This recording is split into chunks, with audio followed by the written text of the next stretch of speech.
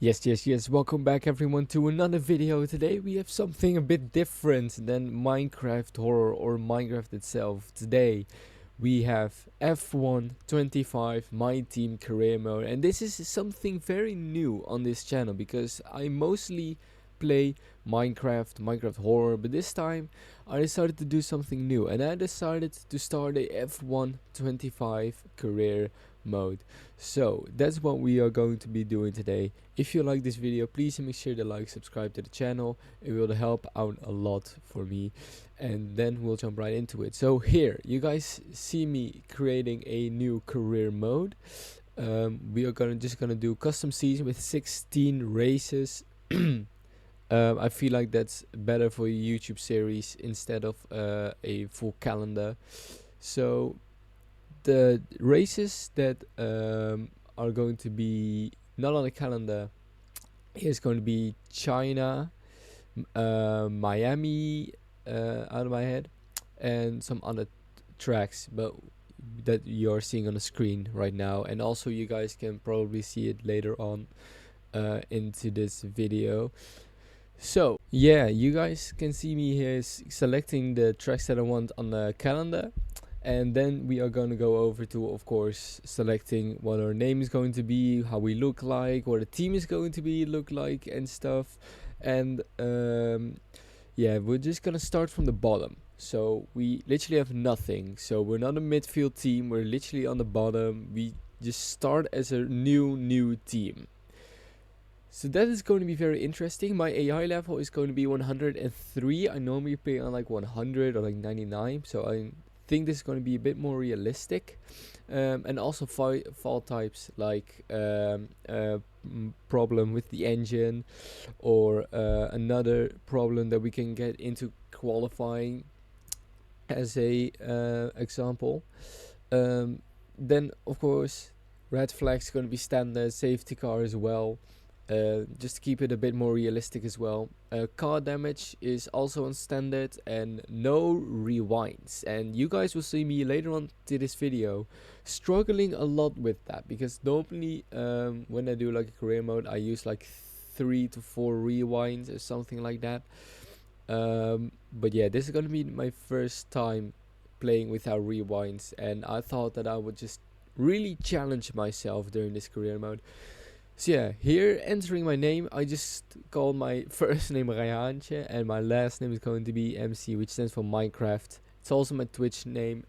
By the way, this video was made on stream on my Twitch, so if you haven't yet, check out my Twitch and subscribe, and maybe watch the other streams that are still available. So yeah, here you guys can see we're gonna have basic development, nothing, no resource points, no facility improvements, no nothing. And then the team name is going to be RMC Racing Team, which stands for Rayhaantje MC Racing Team, but it sounds a bit selfish to just put in my full name. So RMC Racing Team sounds a lot better as well.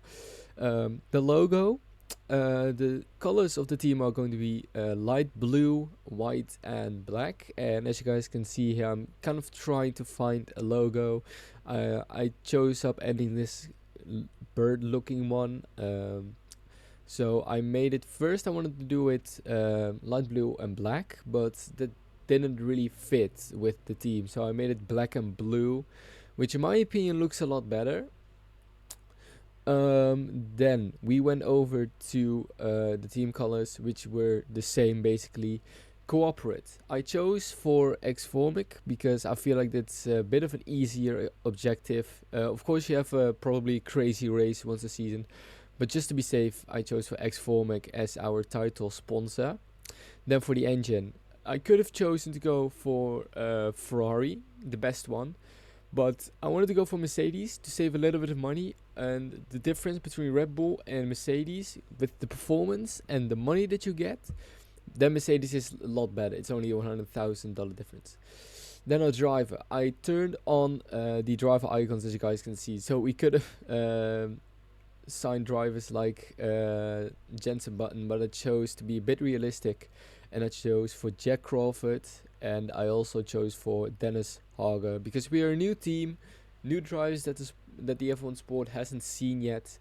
And then the car. Of course, like I said, we're just gonna use our team colors: light blue, white, and black. And um, first I wanted to see, because I have like different decals, of course, in the game, but I ended up choosing with this one. I feel like it looks very good. It gives me kind of old Mercedes vibe, and of course the race gear is going to be the same as well. It it really gives me Mercedes vibes. This car, it really gives me early era Mercedes vibes, honestly. And we'll also get confused with that in a race, because our colors are basically the same. That's what I say when I feel Mercedes vibes. So I decided to skip throughout the presentation of our car, because apparently there was no audio with it. I have no idea why. As you guys can see, we're going to start with our very first research. As you guys can see, the powertrain and durability already have some upgrades. It's because we chose a Mercedes motor, but we have completely nothing at the aerodynamic and chassis. So it's not really a surprise when I say that I went for the front wing adjust bracket as our very first research. The research should be done before Australia. Now, of course, there's still a chance that it's going to fail, but as you guys can see, we are actually at the bottom. There's really a gap between us and Kick Sauber in performance, as you guys can see in the R&D. And I also decided to do some improvements, because the more improvements you do, the higher phases you get, and the higher phase you get, of course, the better your facility gets, your engineering gets better, your personnel gets better, and your corporate gets better. And with corporate, you can get more sponsors, more money, more resource points to upgrade your car and upgrade your facilities even more. So I decided to do the sponsor negotiation team. It gives us I did the secondary sponsor team. I think that's what I did. It gives us a better chance of getting a second sponsor, so we can get more money, so we can upgrade once again. So that's what I selected. I was really thinking about what I would do, because not all of them were very good, of course, in the beginning. The beginning messages also don't really care. It's basically like a little bit of an intro, but I've played my team before in F1 25. Of course, this new layout of my team, we haven't seen that before. This is the first time that we see this kind of layout in F1 25, or even in F1 before. And of course, this got carried throughout to F1 26. So this layout you also see in F1 26. I'll probably buy F1 26 in a couple of weeks when I get my paycheck from work. So it's going to be a lot of fun going to play around with the new cars, with the new regulations and stuff, you know. Also, I was trying to do some activities until the race weekend. You can do activities to like boost your driver's focus or perception, as an example, as you guys can see right now. As cooperate, or like with anything, you can like get a bigger fan rating, your title sponsor loyalty goes up, but you all have to pay a little bit of money, and like 10,000 compared to like 1.1 million, it's like 1%. So it is literally not a lot. So we can basically do as much activities as we want, but we have to keep an eye out on how many days it's going to be until the race. Now, as you guys can see, some sponsors, some activities, we get our incomes, and we need to already look forward to the future, and we need to start with the driver talks. And the driver talks are basically that you're going to talk for a new driver for a contract at your team. So I went to driver talks. Of course, we have Jack Crawford and Dennis Hauger, but we need a better driver. I eventually chose for Kimi Antonelli. Why? Because he is 72 rated, and he has a lot of potential, of course. and he races for Mercedes. He has a 3.24 million salary, which is definitely affordable. So yeah, that's the first and only driver from another team that we are going to have driver talks with. Of course, in the future we'll probably um, also have talks with somebody else or like another driver. So yeah, that's it for now. Then of course the research, is it going to come in? We can do another upgrade, and I chose to do one from the aerodynamics. Again, what am I doing? No. Yes. No, but we have no slots, so I eventually had to go with chassis.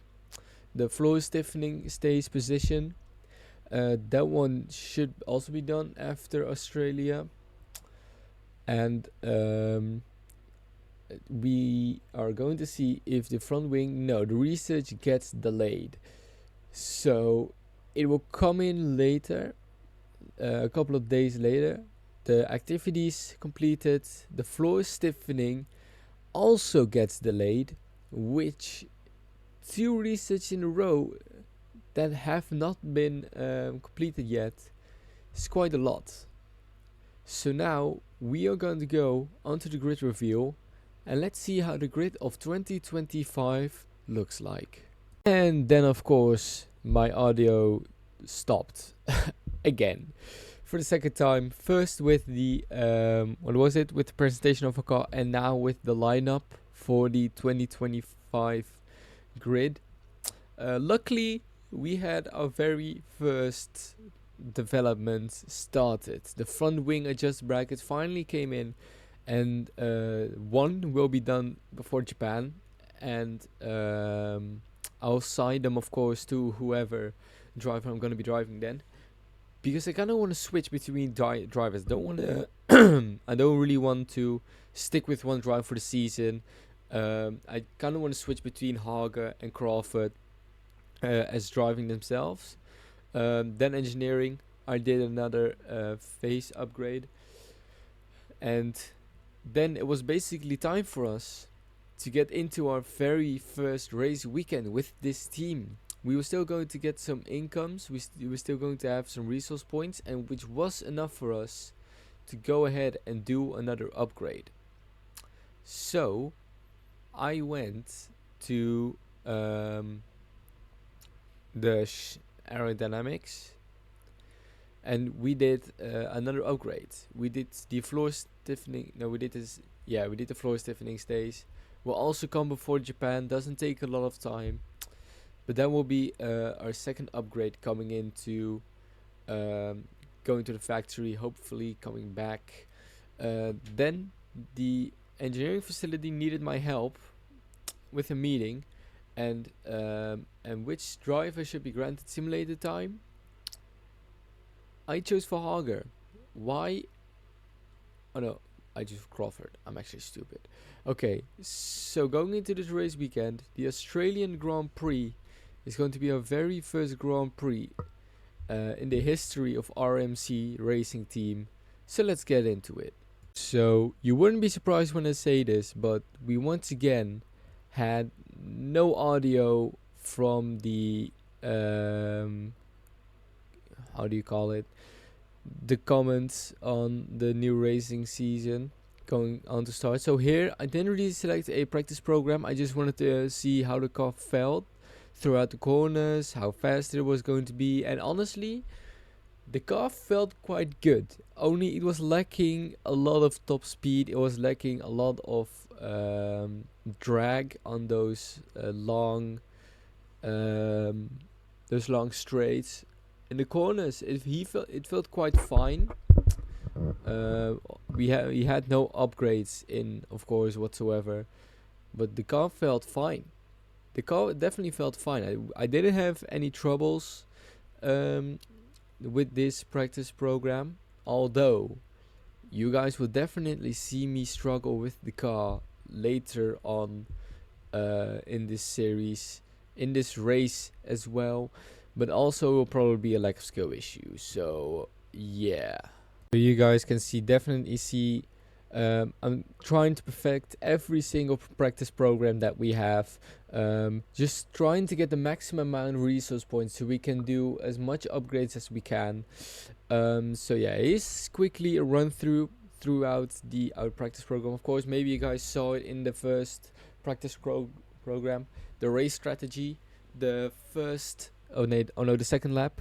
I got track limits, then tire management was perfect, so we could have gone into the pits again. And then the qualifying came, the qualifying pace, and that is where I really began to struggle. Also, the tire wear was crazy. We had so much tire wear on this track. But yeah, here's the part where you guys will definitely see me struggle with the car. I was struggling a lot, hit track limits, invalidated lap, so we had to go out again. But we had to wait until practice number 2. That's the only way that we could have gone out. Then the top 3, Lando Norris, George Russell, and Oscar Piastri in the top 3 with practice 1. Then here practice 2, I instantly go out. I instantly try to get here a lap in.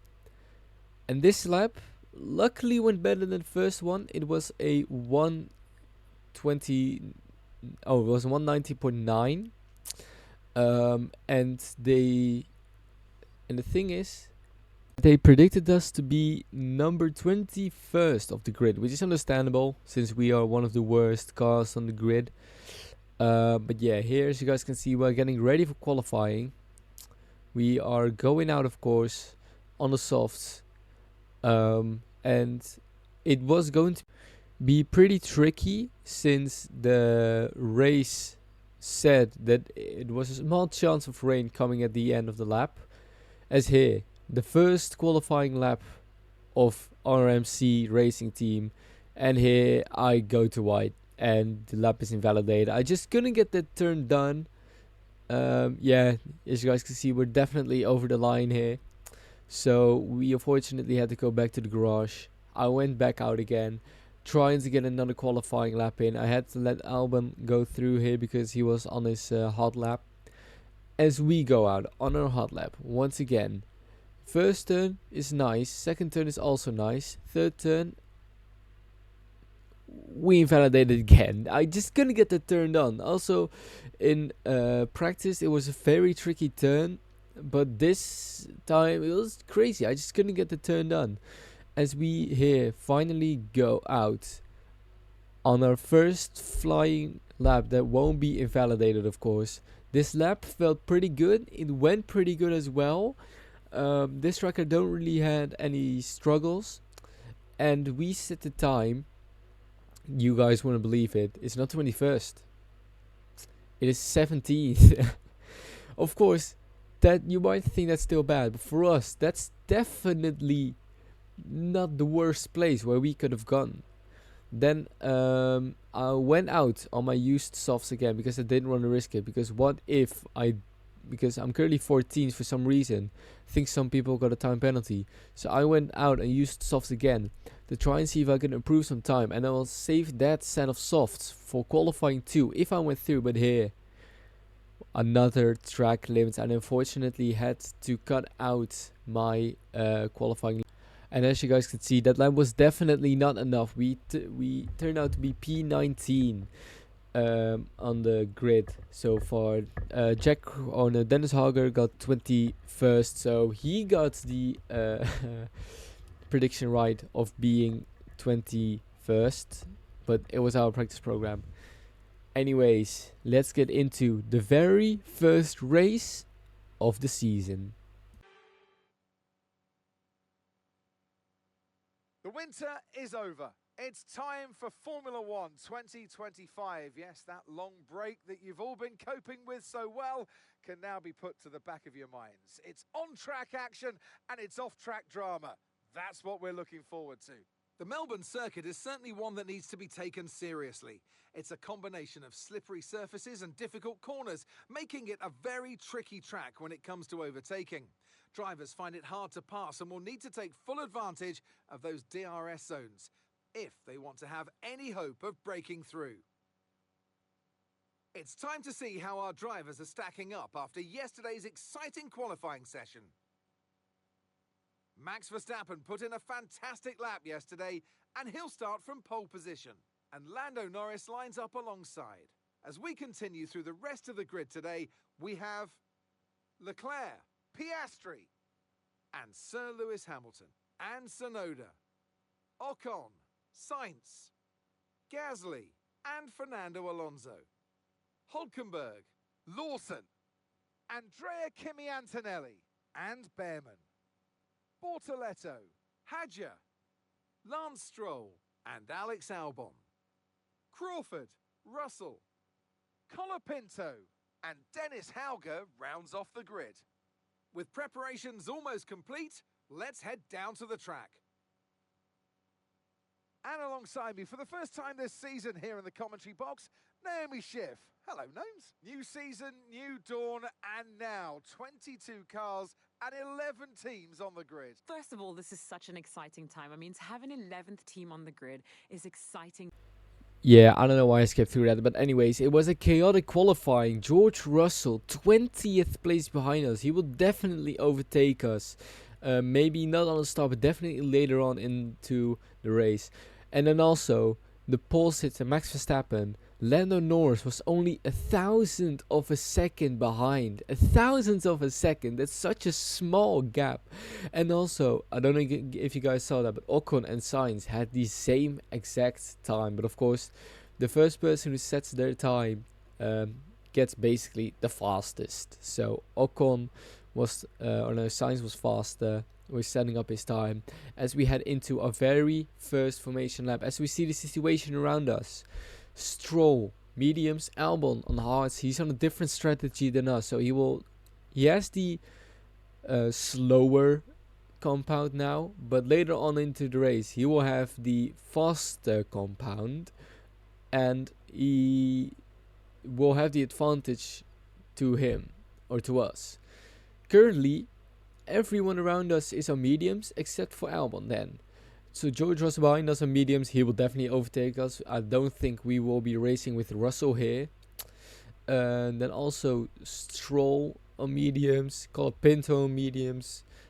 So we will all be going from mediums to hards. Maybe some people will go from mediums to softs, but I don't think that's going to happen in my opinion, because those mediums can only go to like 9 to 10, 11 laps, and then you have to finish the rest of the race on softs.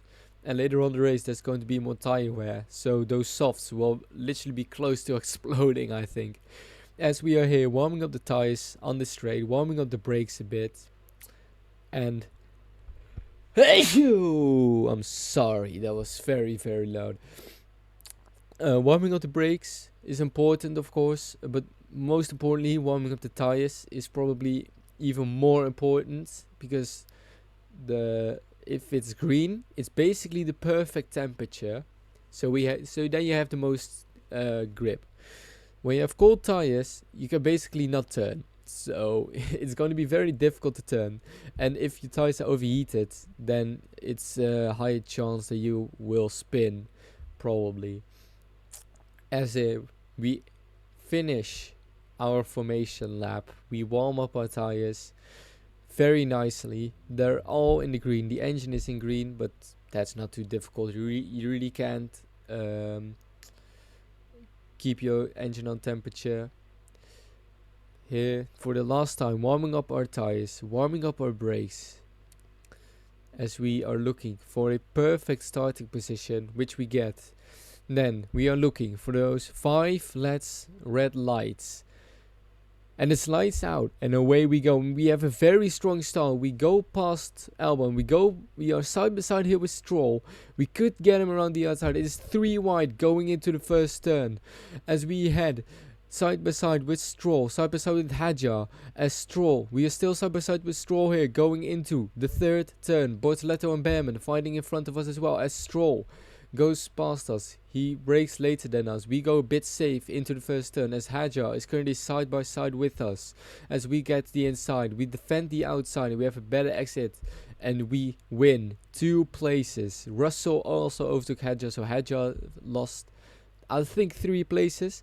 Then here out of the exit we get our very first track limits already in lap 1. Trust me, that's going to be important for the rest of the race. Russell behind us, at less than a tenth behind us currently as we head into this very fast left-hander. And quickly pay attention to the map as we go here right. It is yellow flags. We see a light blue circle go away. Russell is gone. Russell spun in that very fast right-hander, or he had a collision as we make a dive bomb here on Stroll. And we get P16. What happened with Russell? I have no idea. I forgot to watch into the replay. But we won in the very first lap. We won 3 places. We're currently running P16. Behrman and Bortoleto in front of us. They are on the same strategy as us, as DRS is enabled in this lap. So, the most important thing is that we keep up with Behrman and Bortoleto, so we keep getting DRS, so we can keep Stroll behind us. And that's going to be very important. But then the worst thing that I could have possibly imagined, no, it is not the track limits, could have possibly happened. Here, literally heading into the DRS zone, we have a DRS failure. I cannot open my rear wing, and this is an issue right here because we are going to lose so much time. It's going to be so hard to keep up with Behrman, but not only that, it's going to be very, very hard to defend against Stroll on those straights because we just have less speed. If you have DRS, then you are going to be so much faster. But since we don't have DRS, it's going to be very hard for us to defend against Stroll, or fight with Behrman, even keep up with Behrman. That's basically our main goal. And this is going to be very hard of a struggle right here. Because not only do I have to keep up with Behrman, I also have to keep Stroll behind me. As Stroll is going to, of course, going to try it in a lot of corners and in a lot of straights, especially straights, because he has overspeed. That's just the truth. He has overspeed. He is much more faster than us. And basically nothing really happened for these laps. It's basically me trying to keep up with Behrman and Bortoleto, and Stroll mostly trying it here because the last turn exit I just couldn't get it done. And here we are seeing a fight between Behrman, Bortoleto and Lawson for 13th place. So that's basically why I could keep up with Behrman quite good, because they were constantly fighting and I was just focused on defending against Stroll. And as you guys can see, Bortoleto, Lawson fighting here. Behrman gets hold up. We are side by side with Behrman here. Stroll's behind us. Behrman overtakes Bortoleto here. And this basically goes on. We are fighting here with 5 people for P13. And as you guys see left on the map, George Russell is back at the group again. There's basically a DRS string going on, but I have no DRS.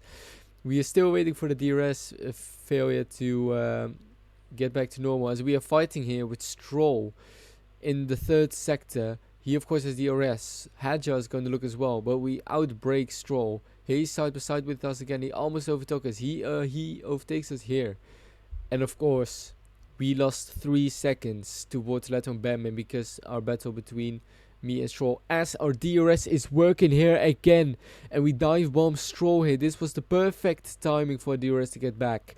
And this fight with Stroll, it is pretty nice, honestly. I didn't expect this clean fighting with Stroll, but yeah, it's very amazing. This was a very fun first stint. But of course, we have to close to get to Bortoleto and Behrman.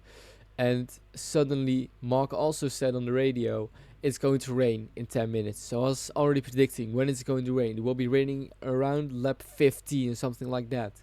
Mark said it already in lap 4. I didn't mention it, I'm sorry. But he said in lap 4, rain is coming in 10 minutes. So I thought, okay, around lap 9 to 11, there's going to be rain. And I thought, yeah, that's right when we have to do the pit stops.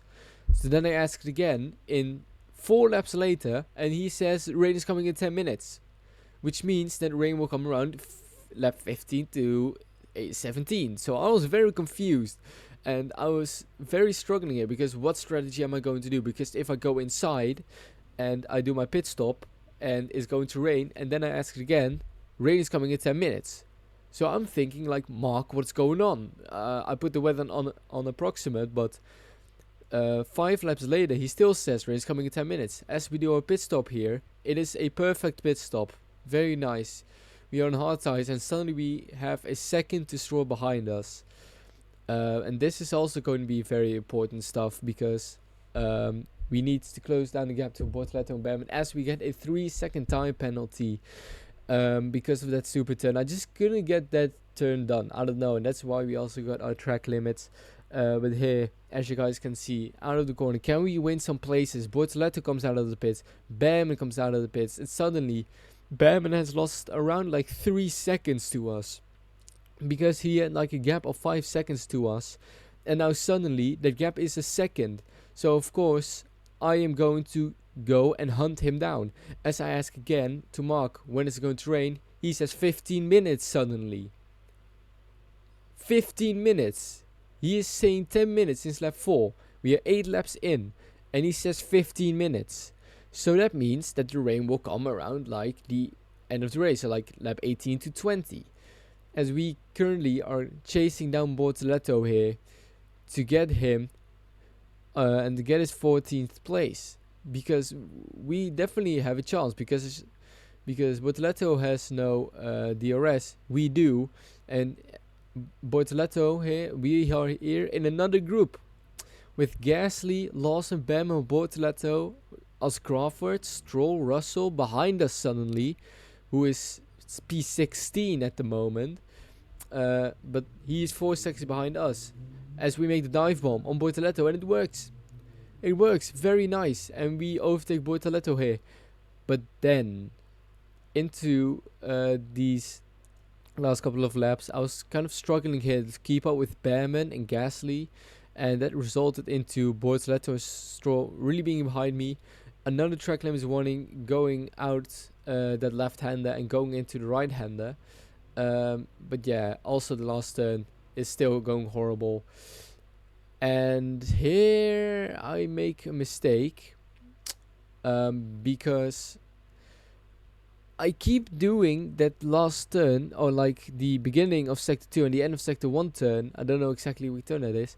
I keep getting track limits in that, and then here in one of the last turns we get front wing damage, and this is the moments, these last 5 laps, I was crying in pain.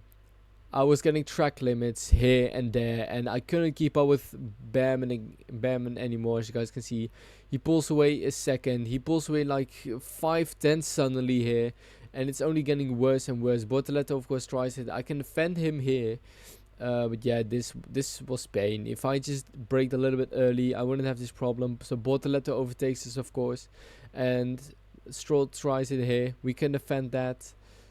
Yeah, but the end of this race, it was horrible. We got track limits again, of course. I had barely any grip. I couldn't do anything. This end of the race was just definitely not what I was expecting. It was definitely not what I wanted, of course.